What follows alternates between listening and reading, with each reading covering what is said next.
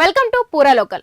పశ్చిమాసియాలో యుద్ధ పరిస్థితులు మరింత ఉద్రిక్తంగా మారుతున్నాయి. ఇజ్రాయెల్ అమెరికా దాడులు కొనసాగుతున్నప్పటికీ ఇరాన్ వెనక్కి తగ్గకుండా ప్రతి దాడులతో విరుచుకుపడుతుంది. సౌత్ పార్స్ గ్యాస్ క్షేత్రంపై జరిగిన దాడికి ప్రతీకారంగా గల్ఫ్ దేశాల్లోని కీలక ఇంధన కేంద్రాలపై డ్రోన్ క్షిపణి దాడులు చేపడుతోంది. ఇక కువైట్లోని మీనా అల్ అహ్మదీ రిఫైనరీపై దాడులు జరిగి మంటలు చెలరేగగా దుబాయ్, సౌదీ అరేబియా, బహ్రెయిన్లపై దాడి ప్రయత్నాలను రక్షణ వ్యవస్థలుగా అడ్డుకున్నాయి. ఇక ఇజ్రాయెల్పై కూడా క్షిపణి దాడులు జరగడంతో జెరూసలేంలో పేలుళ్లు సంభవించి పలువురు గాయపడ్డారు. తాజా ఉద్రిక్తల నేపథ్యంలో అల్ అక్సా మసీదును తాత్కాలికంగా మూసివేయడం ప్రాధాన్యత సంతరించుకుంది. ఇక మరోవైపు ప్రపంచవ్యాప్తంగా తమ శత్రు దేశాల్లోని పర్యాటక ప్రాంతాలు, వినోద కేంద్రాలు కూడా లక్ష్యాలుగా చేరవచ్చని ఇరాన్ హెచ్చరించడంలో ఆందోళన కలిగిస్తుంది. అమెరికా అధ్యక్షుడు ట్రంప్ విజ్ఞప్తి మేరకు సౌత్ పార్స్ పై ఇక దాడులు జరపబోమని ఇజ్రాయెల్ ప్రకటించగా హార్ముజ్ జలసంధిని తిరిగి తేవడానికి ప్రయత్నాలు జరుగుతున్నాయి.